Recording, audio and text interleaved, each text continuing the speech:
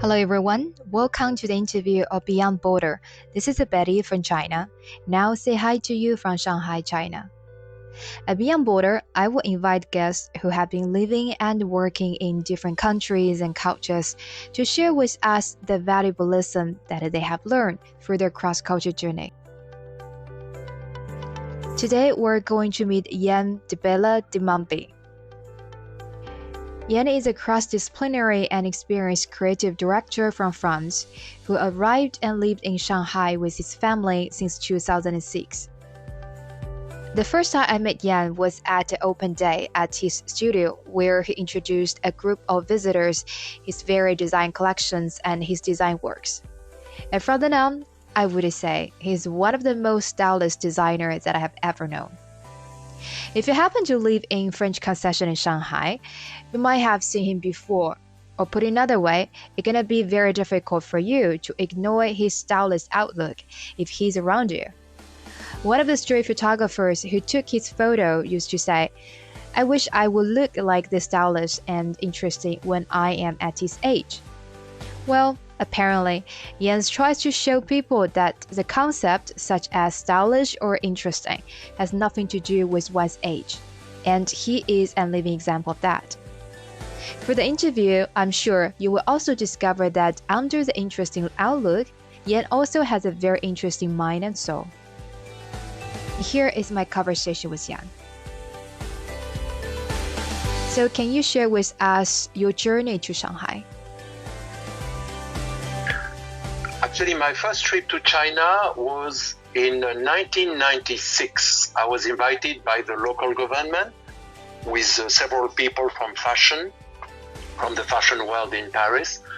And that was my first encounter with China. I was invited for 1 week by the local government, by the mayor of Shanghai, I guess in order to show what the potential of Shanghai.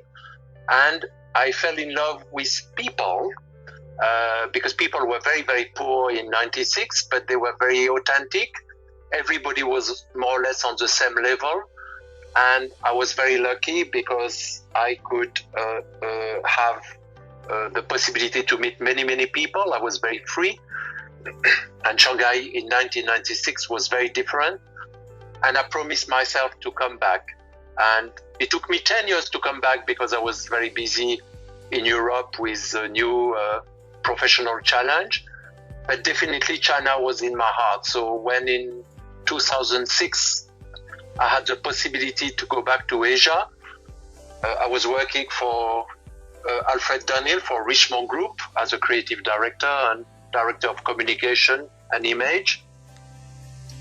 And I had the choice to go to Hong Kong, to go to Tokyo, or to go to Shanghai. And everybody told me that I should not go to Shanghai because as a foreigner, it will be much more interesting to be in Hong Kong. I didn't want to be in Hong Kong. Even though I love Tokyo, I didn't want to be in Tokyo. I remember that first encounter with Chinese people, and with my 2 young kids and my wife, we decided to move to Shanghai in 2006. And since then, it's been a long love story. Do you have any prior knowledge about China before you came and lived here? I was, to be very honest, and very stupidly, I was not very attracted by China because I was totally in love with Japan. I was in love with the sense of detail. I was in love with a kind of creativity. I was in love with the food. So Japan, which was probably the first, I think one of my first, maybe the first Asian country where I have been traveling in 1979, so I was young, was a total, I fell in love. Everything in Japan I liked. I tried to understand, and it was so complicated, so interesting, so fascinating that I had no interest to travel anywhere else, truly. And China represent something too crowded for me. I never like big crowd. I like big space. I grew up in a farm in a country like Morocco, and Morocco is very special. It's a beautiful, beautiful country, with actually very good food, with people who are very kind, and the people who lived, the Arabs and the Berber, have a same sense of hospitality. The poorest people are often the most generous. So even though I was following a little bit what's happened in China, I didn't know much about China. So I came very, very open-minded. I had no prejudice, no false idea, I was just open. I wanted to understand those people. I found people so warm, and this was confirmed by my second trip and my final trip. Right. For a while, in 2006, when I arrived, I was a little bit scared to have taken my family, because even in 2006, it was not so easy, in the sense that living in London, the life in Shanghai was very different. Even though Shanghai has a reputation to be very easy for foreigner, it was very strange. But my children, which were our children, which were 6 and 8, they were totally adopted in China, and they loved China from the first day. So that helps a lot. And then I was doing a lot of creative things, and I was very close to the media, and I was speaking very freely, always very positive, and always trying to share.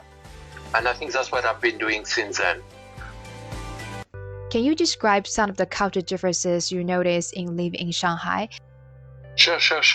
I think, when I first, before the family arrived, I was there for a few months to try to find a right house, and I was visiting many houses. And I don't know if you remember, but we were very lucky because I was working for a very big company who was the second or third largest luxury group, Richemont, which owned Cartier and many other brands. And not many people wanted to come here. So I had a good budget to look for a beautiful house. And we found a very big house. It was 500 square meters with a big garden. And it was apparently the former house of the private pilot of Mao Zedong. So it belongs to the army, and he had been given, I guess, after 1949 to that private pilot of Mao Zedong. And then he was too old, so he came on the market. And I started to rent it. We started to live in it for 7 years. And in that house, one of the surprises was the fact that neighbors were very, very, very nice. And I remember having some problem with the roof and leak into my bedroom. And in the middle of the night, I went to the house behind my huge house to knock at the door of obviously somebody very wealthy. To me, looked like a mafia guy who was extremely friendly, and apologized and repaired the leak because I think some pipe had blown. So it was a culture shock, because in Europe, you often don't have much relationship with your neighbor in big city. And here, people interact a lot. And recently, with the lockdown, I encountered something amazing, because everybody brought me egg, fruit. There is not so many foreigners. I live in Taixing building, which is an important historical building in Nanjinglu. And people were very friendly. They really tried to help me, because unfortunately I don't speak Chinese. Everybody was extremely helpful, sharing sugar, sharing everything. And on my side as well, I started to share everything I had with people who needed it. So it was and it continued to be a very good lesson to teaching me to be more open and to be more generous. What do you like to do in Shanghai? Mostly interacting with people. So that's why I've been so frustrated for the past 2 months. It's very important for me when I live in a big city like Shanghai to interact with people. So here I feel really terrible because I'm alone. My wife is in France. My kids are in France. And as well, you are not really allowed to meet anyone. So this I found very frustrating. But normally I do, as you know, I do a lot of photography. So normally I walk a lot. I like walking a lot. So I spend a lot of time going through the street, walking and walking and walking, or cycling, and always with at least one camera, sometimes two camera. Sometimes I don't do one photo, but sometimes I do a photography of just a dead leaf. So I'm not looking for beautiful photo. I'm just looking for emotion. And something sometimes is just nothing. It's something that nobody would have noticed, and it catch my attention. So it obliged me to photography. I've been doing photography since I'm 14 probably, and I stopped for a long time, and I'm doing much more photography for the past 5-6 years. A big, large photography with big film camera, but as well a lot of digital, and using a lot of vintage lens, which bring a lot of color. So it's a bit like painting. And I think today, my day on side of my work is about reading. Could you introduce us one or two of your collections which telling the culture stories? Okay. We start with the one collected in China. So there used to be a flea market in Shanghai, and about 7-8 years ago, I used to go every Friday or Saturday.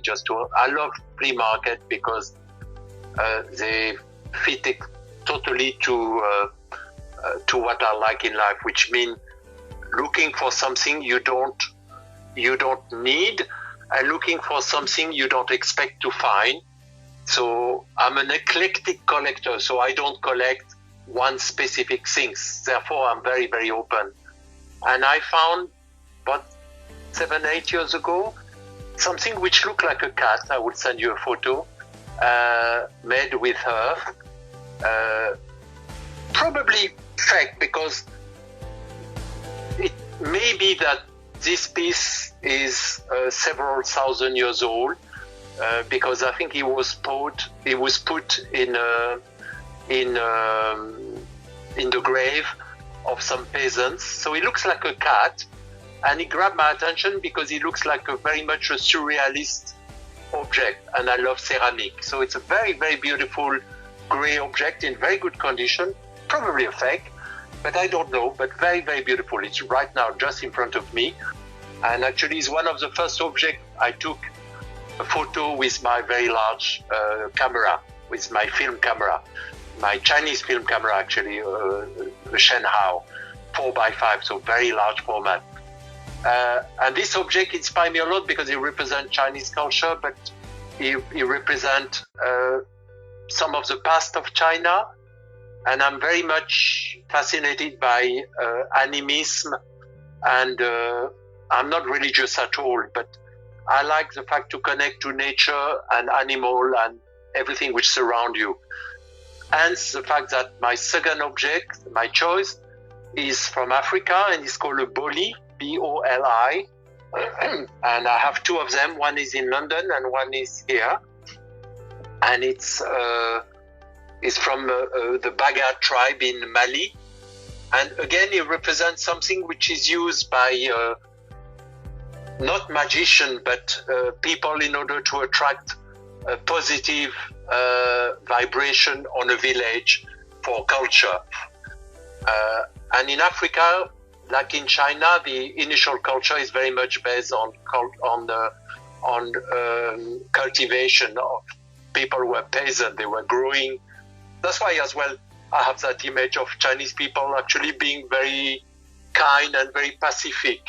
They are not very aggressive, because when you grow things, when you have a land, a house and some land, you don't want to be fighting with your neighbor. You want to be able to have good relationships so you can sell the thing you are growing to them. So therefore, for me, the part of the Chinese culture is very much turned to the fact to keep good relationship in order to be able to sell some of the things or exchange some of the things you are making.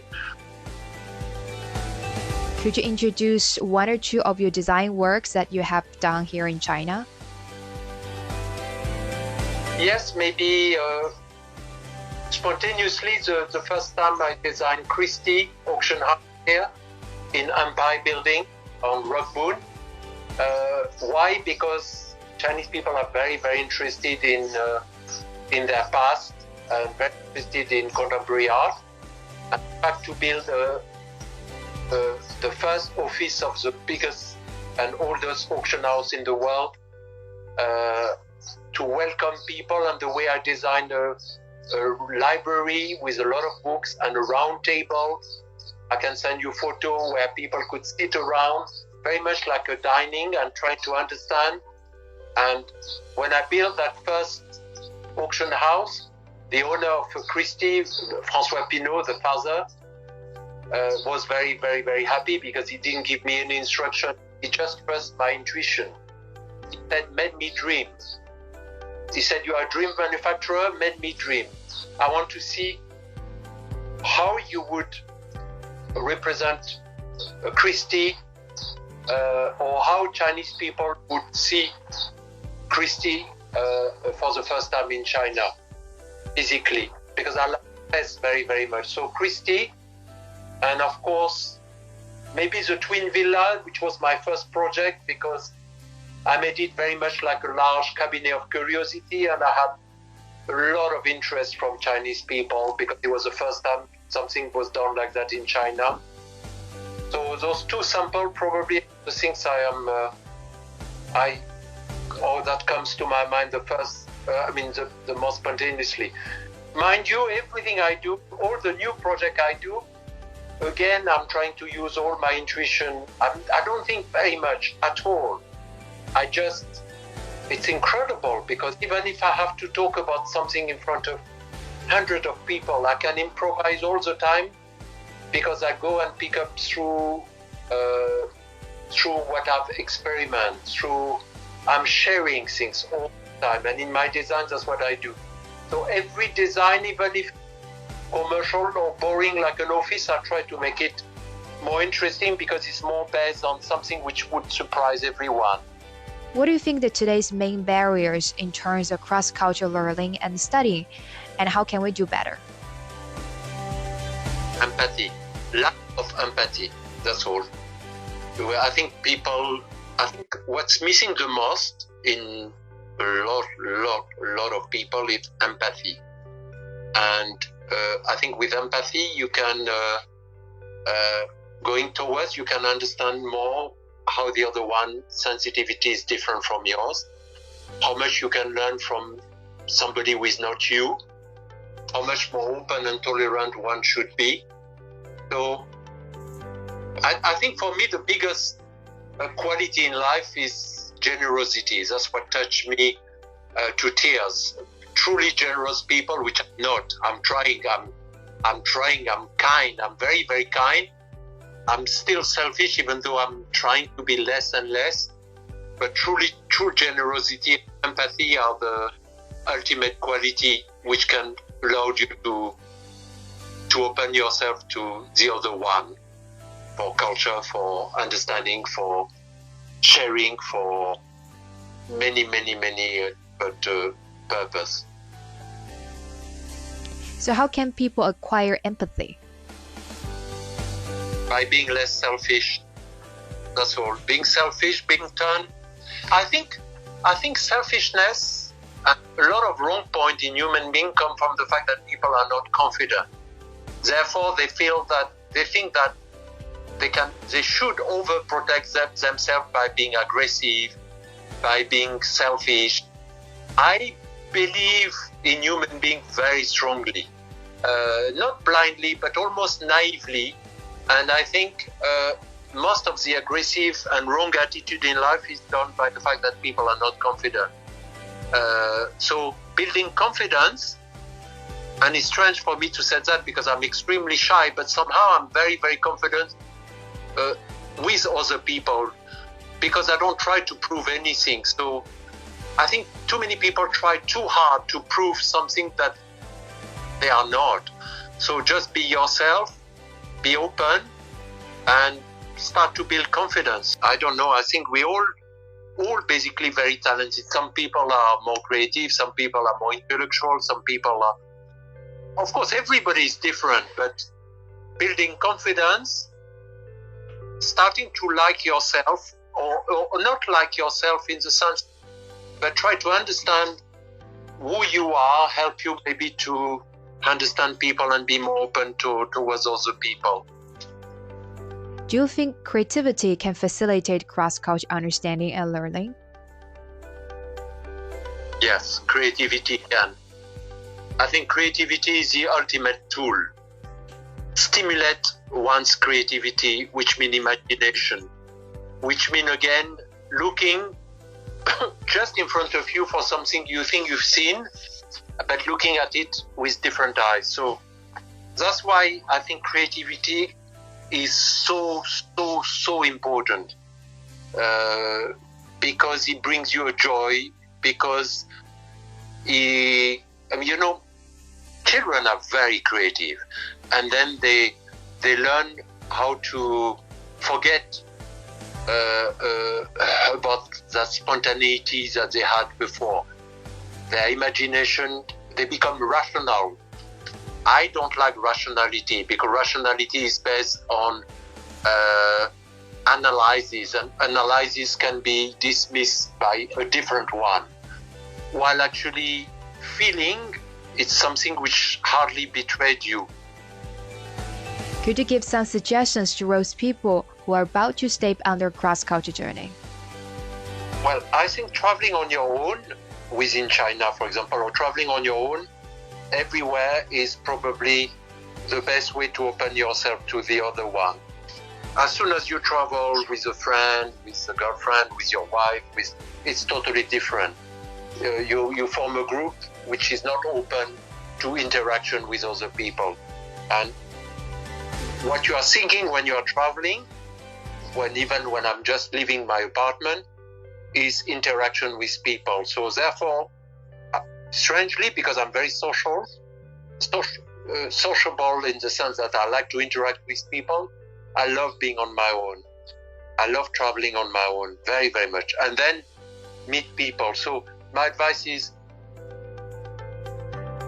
be on your own, because if you're on your own as well, you can question more things. You can learn to be less selfish. And you will see how much people come more easily to you. So this is my conversation with Yan. This interview was taken just a few days before Shanghai ended its COVID lockdown, and a few days later, Yan already told me he had cycled around his neighborhood the very day he was allowed to leave his compound. I think he must feel much happier by now to be able to reconnect with people face to face in the physical space.